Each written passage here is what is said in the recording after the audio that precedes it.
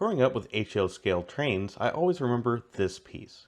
Not only was it used to provide power to the rails, it was also to serve as a re-railer.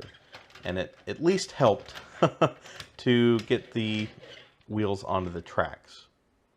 And a few years ago, Lego produced this piece, which is an end-of-line re-railer, or railer, I guess, and it works pretty well. So you can just kind of roll in, and as long as you get it close, a lot of times it will go right onto the track.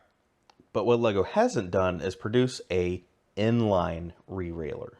This design is by Tivis7, and I'll be linking to his video in the description. I do encourage you to watch it just to get the full story of how this came about. It's only a 4-minute video. You've got time for that, right? He also has some other great videos on his channel. He's got some drone footage of real-life trains. I think there was a snow runner video on there. So definitely go check it out if you'd like. So I purchased 2 of these from him from his eBay store. He has an eBay and Etsy store. And there's a few different options for what you can get. This is the low-quality version, which is something to do with the height of the plastic something.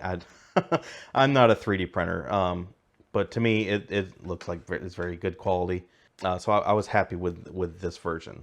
And in his video, I was very impressed with the way it worked. But with anything I see online or on YouTube, I'm always going to have some level of skepticism. How many outtakes did it take to get these shots where it works so well? So I wanted to try this for myself, and that's what we're going to do today. And I have been doing some testing already, and yeah, I am impressed with how well this works. So we'll start with our locomotive here, and just right on there. I think I got the back ones pretty good, but yeah, if you can just get it close, it just goes right on just like that. Let's go ahead and do the rest of the train. So we'll try different bogies and everything. And if you miss, move this forward. Often just going back and forth once or twice will get you right on there. I'm not sure why on earth this is the wrong buffer. Why did I put that on there? Anyways, so yeah, it often only takes once, but sometimes you might have to go back over to get the wheels aligned. And yeah, it works really well. So I'm going to get this train on, and then I'll intentionally pull a couple wheels off to the side, and then we'll see if it can re-rail it while it's in motion, just like he's done in his video.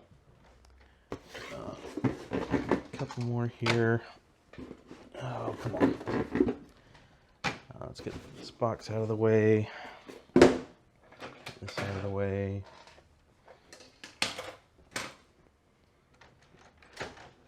And let's go ahead and pull this back around because I need to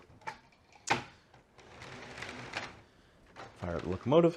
So start that. We are running Pybricks here. You can check out, I do have a few videos on this locomotive because it does have, not only does it have lights, but it also has dual power functions motors, and I had to make a special adapter to be able to do that. So let's go ahead and start moving it around.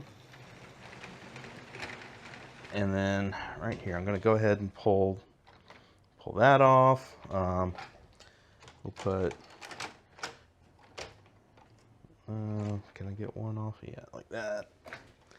And the one problem you will have is that the train will have to pull very hard to pull these when they're off the rails like that. But we'll see if it can do it. Yeah, it's going to get some wheel slip, but come on. So far so good. Nope. Okay, so now I'm going to try to back it up over it. Oh.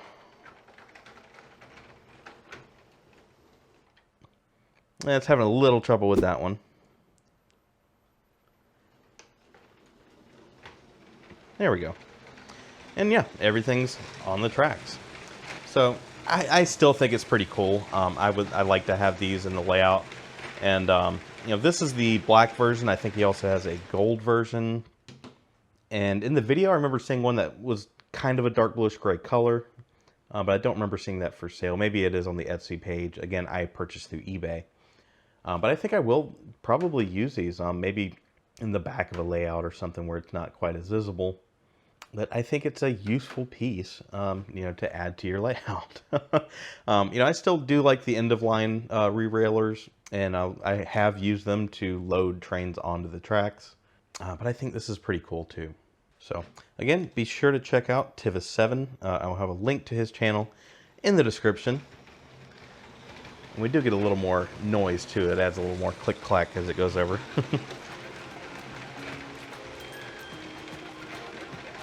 But yeah, I think this is cool. I'm all in favor of new accessories that we can use on our Lego trains. This is something I haven't seen before.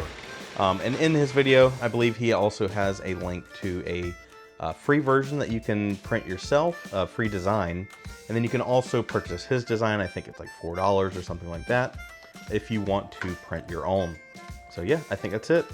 We'll see you guys in the next one.